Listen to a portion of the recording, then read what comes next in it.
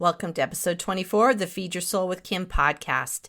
Today we talk about confidence with my friend, Erin Summ. We talk about how her work with kids and out-of-home placement, as well as her work with passion parties, has led her to increase her confidence. She knows firsthand how to increase confidence and stop shrinking your dream. Let's get started.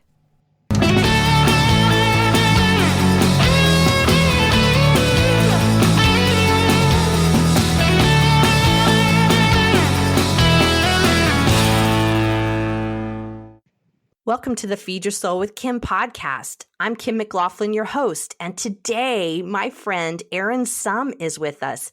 She is our first guest on our Feed Your Soul with Kim podcast, and I'm super excited. Let me let you know who she is before we go into this more with her.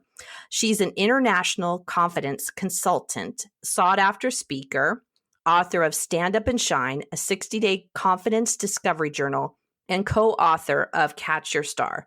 She hosts her own events and retreats supporting women business owners to get past their own fears, gain confidence, and make more money. She's been seen on Morning Blend on ABC 10 in Sacramento.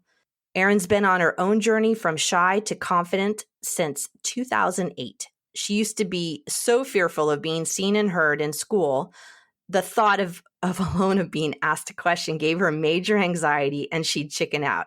But her vision was always bigger than her fears. Erin holds a bachelor's degree in psychology and is a certified professional coach. That's the thing. Hi, Erin. Hi, Kim. Thanks for having me.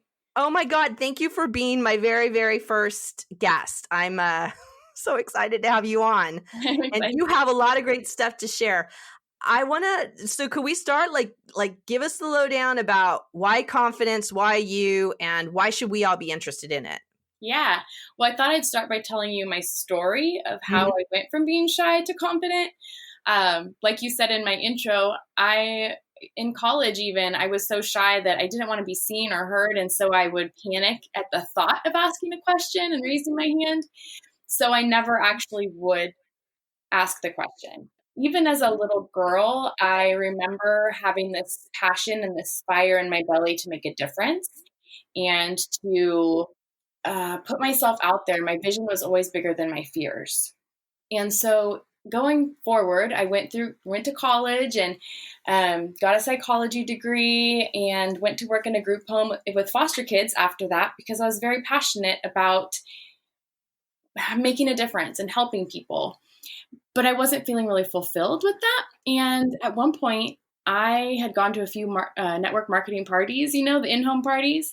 Mm-hmm. And one day, the woman kept asking me, would you like to join my team? And I was like, oh, absolutely not. That is not for me. I am not a salesperson. I don't speak in front of people.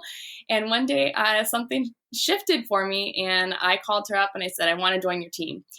And that was a really, really huge leap outside my comfort zone because, as I said, I would panic just thinking about asking a question in class, in college. What made me think I could stand up in front of groups of women and talk and sell products? But not only was I going to be selling things and speaking in front of groups, I was actually going to be doing passion parties. Tell the folks what, in general layman's terms, what is a passion party, Erin? Yeah, so passion party, it's an in-home party for women, and we actually sell romance enhancers. So lotions, potions, things that go buzz in the night, things that require batteries. So that was a really giant leap outside my comfort zone, as you can imagine, but I did it for a reason. I did it because I knew deep down that I needed to get outside my comfort zone and to expand myself and grow my confidence if I wanted to fulfill my vision of making a bigger difference in the world. So I just find it so interesting. I've heard your story before, and we have a similar background in terms of psychology and working with high-level kids in out-of-home placement. And so I've always felt like I connected with you. And when I had heard that story before, I thought, oh, that's why. Talk about really, there are two things you mentioned there about confidence. One is psychology, which means we kind of explore ourselves when we're in the psychology realm at school, but also working with kids in out-of-home placement. How did they help you increase your confidence? Ooh, that's a good question. Nobody's ever asked me that, Kim. Because Um, I used to do the work. I know what it's like. Yeah, it's very challenging. And I think they did help me increase my confidence in the fact that I had to set boundaries and I Mhm. had to, be able to say no and be able to teach them about life as well, because they didn't have their own parents anymore, or at least they weren't in their life on a day-to-day basis to teach them about life and how things go and help them with schooling and all the stuff that a parent would do. Mhm. So I had to essentially step in and be their parent, which gave me a lot more confidence in myself and my abilities as a person, Mhm. to be able to support them in their lives and help them go through all the things that they had to go through as well, being in the foster care system. I just find that interesting because I did the same work when I was, well, through a lot of my career, but I started when I was like 21. So I was really close to their age. Hmm. And it's interesting when I think back about the confidence that I gained from them, because that's really what I really target as one of my main confidence builders is those kids teaching me. I mean, through them, I learned limit setting. I learned how to say no. I learned how to say yes. I learned how to communicate. I learned how you can healthily express anger and not. And so I find it interesting because I think you ended up being drawn to things that actually helped you increase your confidence. Mm-hmm. Yeah, I had never thought about the group home as helping me with increasing my confidence, but yeah, that's true. Well, but it seems like you've been, for as hard as it was, I was never that shy where, I mean, I didn't want to be called on, but if you called on me, I'd talk and I could kind of get over myself. But I was never really, really shy. And I just find it interesting that you did, you felt drawn to being a group home counselor, and you also felt drawn to really stretch out and go into passion parties. How was it then that passion parties helped you increase your confidence? Yeah. Well, so I had to get in front of women and sell products. I had to, a passion party can get pretty rowdy, if you could imagine. The women are typically drinking and they're there to have a really great time. It's different than say a candle party or a jewelry party. It just has this different energy about it. So I had to wrangle people in a lot. They would get crazy or they would be really loud and laughing about things, and sometimes I really had to wrangle them. And I was reminded the other day on my Facebook memories that I actually did some bar parties as well. So I would go into bars and have a separate room, and I would have to wrangle drunk people Oh as my god. well. For passion parties, you had to Passion go. parties. Oh, Yeah, no.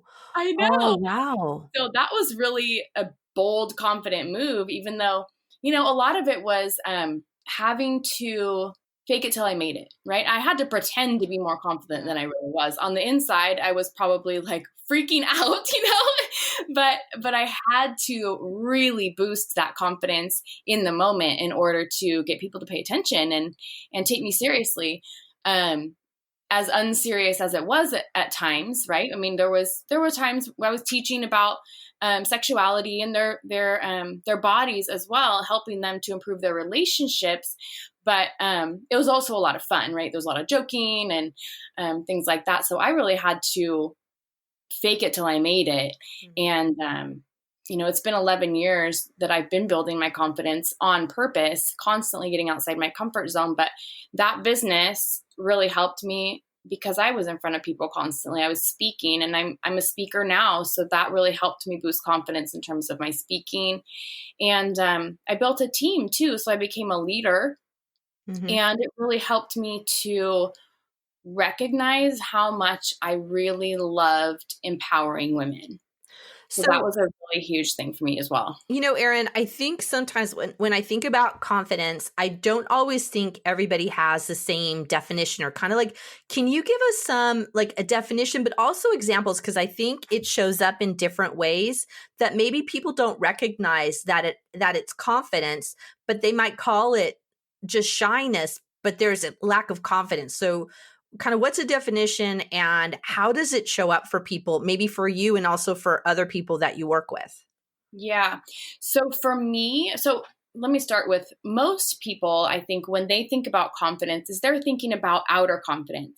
They're thinking about how someone shows up in a room or how someone portrays themselves or how they look on the outside, which is true.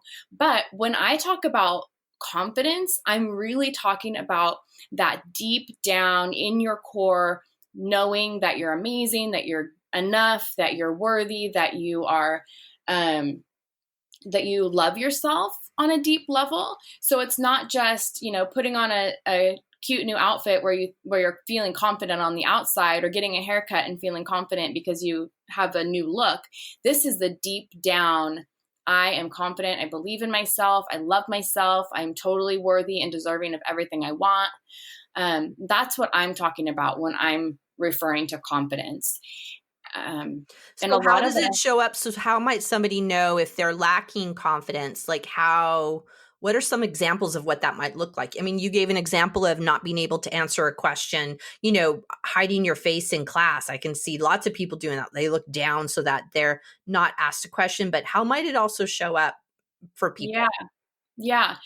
So I see it show up in things like hustling for worthiness, which means I need another degree behind my name before I can start this thing, or I need to get more certifications or more education before I can start this project or this business or whatever it is that they're trying to do. It's getting more letters or certifications or trainings. It could be shrinking your dream. So maybe you have a really big vision and big dream, and then you think, but I can't have that. That's not for me. And you shrink it to fit what you feel worthy of or deserving of. Mm-hmm. Things like that. Perfectionism can hinder your confidence as well. Hi, everyone. This is Kim, and my book is out. Feed Your Soul, Nourish Your Life, a 6-step system to peace with food is live. I recommend you get it. It has all my 6 components of feeding your soul, as well as my own story. Pick it up now. You can find it on my website at feedyoursoulunlimited.com. Thanks. We had a conversation, I think, a couple weeks ago, and I was really struck by a couple of things that you said, and you said it again today, and I really like it, is the idea of getting that deep down confidence. To me, that sounds like that core belief of yourself, that it's not a superficial kind of affirmation. I am confident, but like, I believe in the depth of my soul, I am confident, I am worthy, I am enough just the way I am right now. And that, I think, is a really marvelous place to go when people are thinking of how might they, work with their confidence, because that lasts for forever. That's not a superficial Band-Aid. Right. Exactly. When you have a deep, unconditional love for yourself, that is everlasting. That doesn't go away. How do you think, so how does confidence show up in perfectionism? So perfectionism, first of all, perfectionism is a shield to keep us safe. So we think when we have fears of being judged, criticized, when we have fears of having haters, for example, we can put on that perfectionism mask, thinking that if we're perfect, nobody can judge us or criticize us or make fun of us or be a hater. But really, it's just keeping us safe. It's like a mask to keep us safe. And the perfectionism, there is no perfect, really. Nobody is perfect. And that perfectionism keeps us safe and small and not, and out of our confidence, really. Yeah, because I that is the word I hear so many people saying. And it wasn't until I talked to you that I really connected the idea of perfectionism with confidence. But I think the perfectionism shows up a lot. Like, it's got to be perfect before I start a business or before I go out or before I do anything. And that I love what you said. It shields us and it makes us think we're safe, but we're really not. We're really just holding back from our greatness.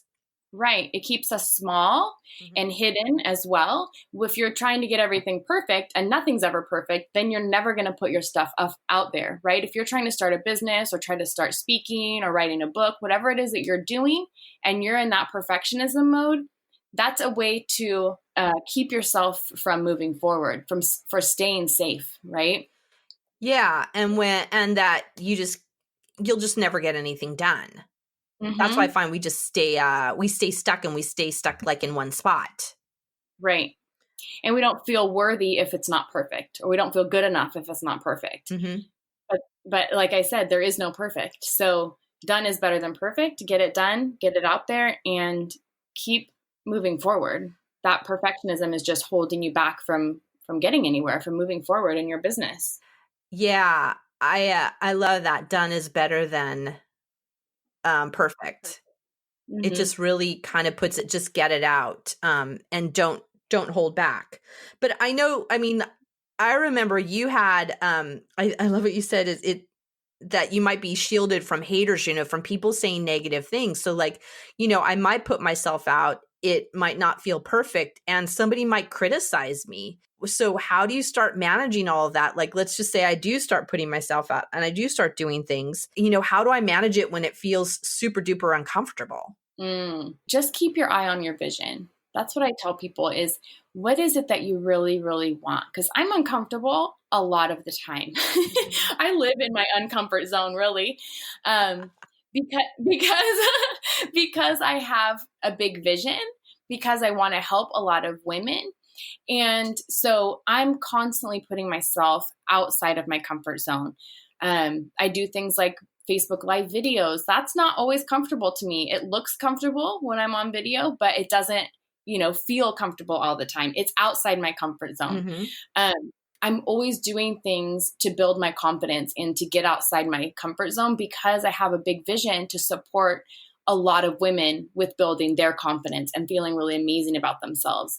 So give yourself some mantras if you need to. You can tell yourself you're confident. You can tell yourself you're valuable, you're amazing, I love myself. Give yourself some powerful mantras to support you in doing those things that feel uncomfortable. Getting outside your comfort zone. Visualize yourself being, if you have a vision, visualize yourself having reached that vision, moving forward towards that vision, being bold, putting yourself out there. Visualize how that feels and how good it feels. And then that's going to help change your brain and help you feel more confident over time. So it's like, it sounds like it's first noticing that you're lacking the confidence and that you're having struggles, and then visioning how you'd like it to be, in order to get, your body and your brain doesn't know if it's real or not, if you're thinking it. Mm-hmm. And so then you Right. get yourself to believe it, and then you start acting in a way that manifests it or brings it into your life. Yep. Mm-hmm. Yeah. Somebody said something, I'm probably going to say it wrong, but essentially we can visualize. Visualization is really, really wonderful for changing the brain, changing, making you feel more grateful, feeling more confident. But until you actually do the action, until you make the steps and take action, that's what's really going to build your confidence. So you can visualize yourself picking up the phone or doing a speech, or, being a bestseller, whatever it is that you're looking to do. You can visualize yourself in that moment, which is going to give you more confidence to actually do that thing. Mm-hmm. But until you actually take the action to do the things that you're wanting to do, your confidence that's what's really going to build the confidence, is the action.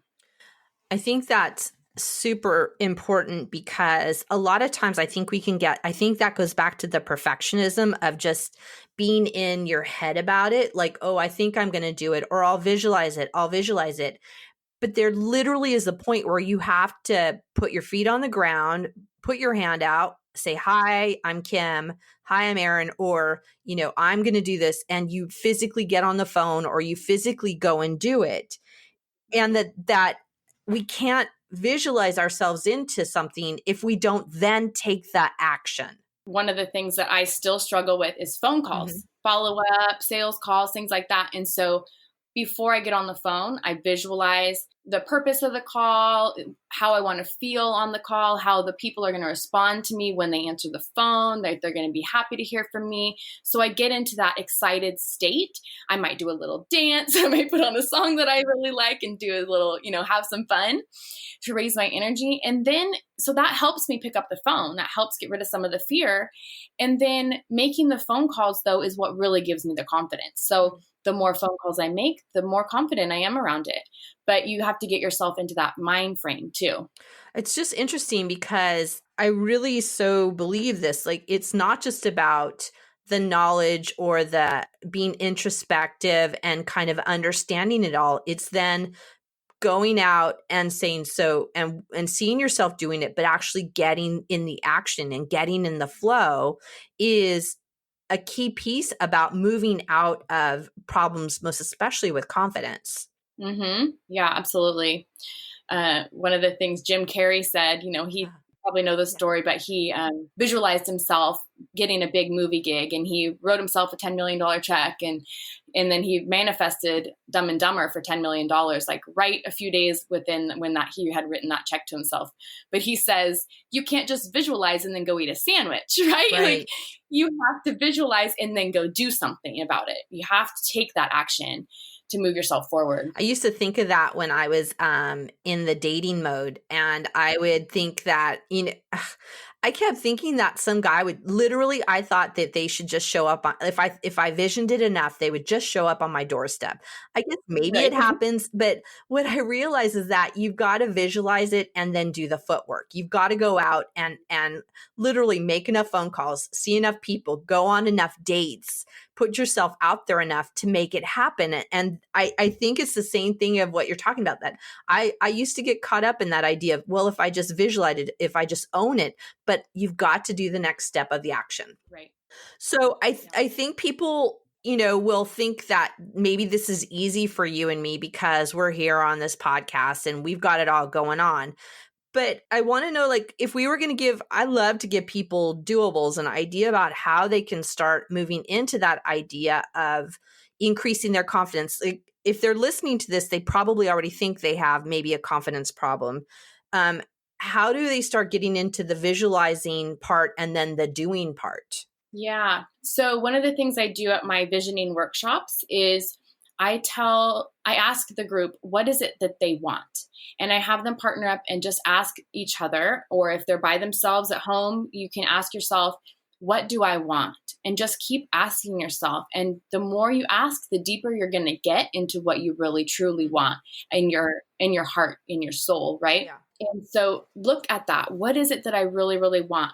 Create that vision for yourself in your life, and then start going after it. What's the first step you can take?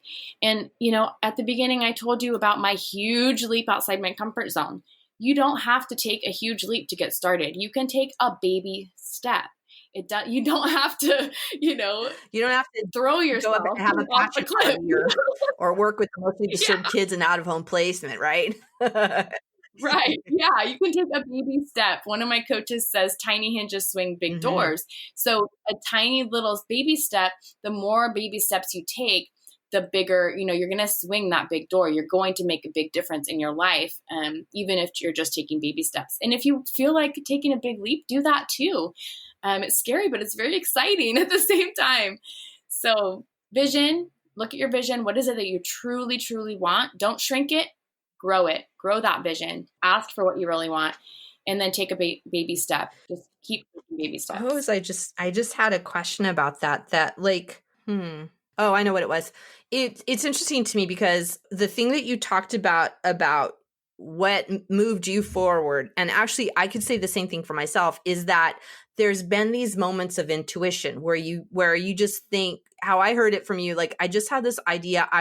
You said this, I want to play bigger. I want to be helping more women. I want to be out there more. And I've had that same vision, is like that certain things I want to do. And my podcast, actually, that was a vision of mine. And I think that possibly a lot of people have visions that they do diminish, that they don't even listen to. Do you find that that's so, that it's not even something people have to move too far off of to try and figure out what they want. But it's really, what have you been thinking about you want to do? Yeah. Yeah. Like I said towards the beginning, is a lot of times when we don't feel worthy or deserving of the thing that we want, we'll go, oh, I really want this thing. And then we go, oh, but I can't have that. I'm not worthy of that, or I haven't worked hard enough for that. We tend to have these thoughts. That's the next thought after I really want this thing. Like, for example, a new car. Maybe someone really wants a new car, but then they think, oh, but really I just can afford door handles, And so they don't envision the thing that they really want. They don't keep that vision in focus. They shrink it, and then they take what they can get. They settle.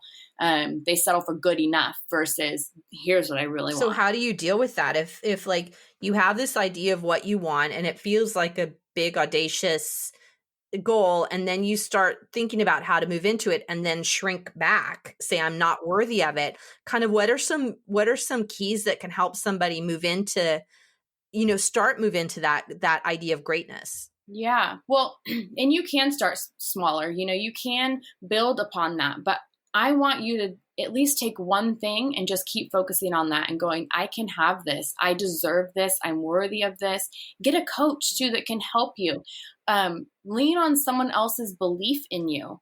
That's really very, very helpful. Get a coach or a mentor or a friend who believes in you when you don't believe in yourself, because they can say, you absolutely can have and do that. Let me support you, right? And they can be a sounding board and to support you in creating the things that you want. But maybe create a vision board. That's what I teach and I do every year is I create a vision board. And, there are things on my vision board that I'm not even close to, but they're on there because I have a big dream and a big vision for being able to have that someday. I like that. So it's about when you're not feeling, you have a little intuition that you want to do something, that if you feel like you're holding yourself back, to lean on somebody. I love that. Lean on someone's belief in you and seek out some kind of coach, a therapist, a wise person, an older person, a peer. I think also the other thing is that whoever you lean on, whether you pay them like a coach or a therapist or you don't, like a friend, they have to be really positive and really, really on board with really encouraging you. Yeah. Make sure that person, like you said, is very encouraging and they don't, they're not a dream stealer. So in other words, they don't say, well, are you sure you can have that? That's pretty risky. Well, who do you think you are to have that, right? Make sure that they are completely supportive of you and they're not trying to talk you off the ledge or, talk you down. Well, and that's really so then I think the other piece would be is that possibly you don't think they're a dream stealer, but then if they do start saying, no, are you sure you want to do that? Are you sure you can do that? That maybe it's time to set a boundary with them and go on to the next person and see who can support you in your big vision. Yes, absolutely. Take notice when someone is kind of trying to talk you out of your dream, and set the boundary, like you said, and take time away from them as much as possible, or don't share with them your dreams. Share with them with someone else so that you can be supported. Sometimes we have people in our lives that we can't get away from. Maybe they are, family. You can still be discerning about what you share with them. Yeah. I was thinking of what just came to me is sometimes I'll share with my husband some of my dreams, and a dream for a bigger house. I want a house with a pool. And sometimes he'll get into his fear and say, we can't do that. We can't do that. And what I'll talk to him about is that I really just want him, how it could help me is if he's in the question of, rather than we can't, how can we make this happen? And that if we're both in the question of how could it happen, there's nobody stealing a dream, but it feels more supportive of how can we make this happen rather than, no, there's no way we could do that. Right. That's a really good question to ask too, is how can we make that happen? And in a positive way, not a, well, how can we make that happen? Right. But it's a, well, how could we make that happen? Maybe we can't do it tomorrow or, in 6 months, but how could we make that happen in 2020? Or whatever, right? How can we make that happen? How can I do Yeah. that? And also, which is a step in that direction, right? Mhm. I mean, to say that I'm going to, earn $1 million next year, I'm not really sure. And so, somebody could say, well, Kim, that's not very realistic. Well, but we could talk about how could I increase my business? How could I look at my investments and what could I do to move in that direction? Like you were talking about with the whole vision plan, the visioning in the future. Time's all relative and it might not be in a year, but it might be, in the coming years. Right. What's the next best step I can take? Right. Right. What's the next best step I can take? Hmm. Oh my gosh, there's so much goodness in all of this. I love it. There are so many good takeaways. If we were going to do, Erin, what we like to do at the end of the podcast is we like to do a doable for the week. If you were going to just throw out a doable for people, something I like to have them get into action, just like you talked about, where we could do something this week to move ourselves towards confidence in a way that is that will really get us going in the right direction. What might be one doable? I know I didn't ask you about this in advance. I hope you give me for just bringing it up. I'm thinking like there's so Yeah. many things. So they can start with creating a mantra. If they're feeling unworthy or undeserving, they can just start with a simple mantra of I am worthy of everything that I desire. They can start there. They can start with taking one step towards their vision and looking at what is my vision, right? Asking that question that I said earlier, which was, what do I want? What do I really want? And like I said earlier, the more you ask that question, the deeper you're going to get and the deeper into the root of what you really want you'll get. And just what is the next step I can take or the first baby step I can take to get there? Okay. So what I get, so the doable for this week is to create a mantra, something like I am worthy. I have everything. I can have everything I desire. So that's one. And then the other is keep asking, what's my next step? What's my next right step? What's the next thing for me? And just see what comes up. We're just asking the question. And so that's part of the being in action is beginning to open up that awareness for what is the next step. It doesn't have to be hard. It's just something to get you moving in that forward momentum. Right. We can get into overwhelm when we look at the big picture, right? But so just asking, what is the next simple thing that I can do? What is the next small step I can take to get you into action and moving forward? And focus, think about when you're in that mode of your vision and all of that, what is it that you want? Start paying attention to the thoughts. Is it negative? Or is it positive? If it's negative, change it into something positive. A lot of times we go, well, what if I can't? What if I fail? What if I'm not good enough? Change it to what if I am good enough? What if I am amazing? What if I'm super successful, right? Change those negative into positives. That's really a great way to change your thinking and your mindset and your behavior. I love that. What if I can't do it? Well, what if I could? What if I am good enough? What if I do have everything I need? Wow. Those give me little shivers as you just said that. That's really great. Yeah. For most of us, our first knee-jerk reaction is to go to negative. So how about our knee-jerk be, let's go to positive? Wow. How can I make that happen? Yes, wow. Exactly. That sounds fun. I love it. That's super cool. Erin, how can people get a hold of you? And I know you have a freebie for everybody. How can they get in contact with you? Yeah, so they can go to my website, erinsumm.com, ERINSUMM.com, or they can get my freebie 7 Secrets to Lasting Confidence for More Clients and Money in the Bank at erinsumm.com/7 secrets. Okay. I really hope you guys take Erin up on all this. She is super helpful. She does run retreats as we're taping this. She has a retreat coming up in a couple of weeks.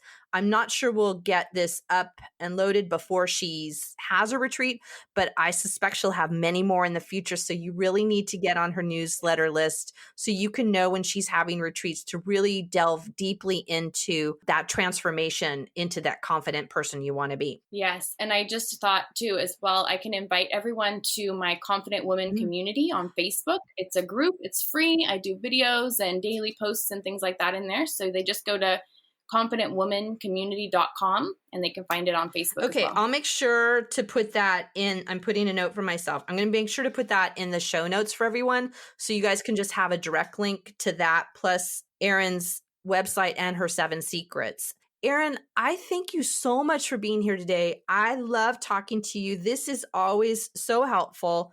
And as much as I think I'm confident, I have a lot to learn. And I Don't love we your all? Yeah. I Y'all love do. your inspiration. And this has been so fun. Thank you for being my very first podcast guest. I really appreciate it. Thank you for having me, Kim. Okay, we're going to say goodbye and we'll see you all next week on the podcast. Bye-bye. Thank you for joining us on the Feed Your Soul with Kim podcast. We come to you every Monday with fresh new ideas to help you end emotional eating and put food in its proper place as nourishment. Please be sure to subscribe to this podcast and review it and let us know what you think. Thank you for joining us.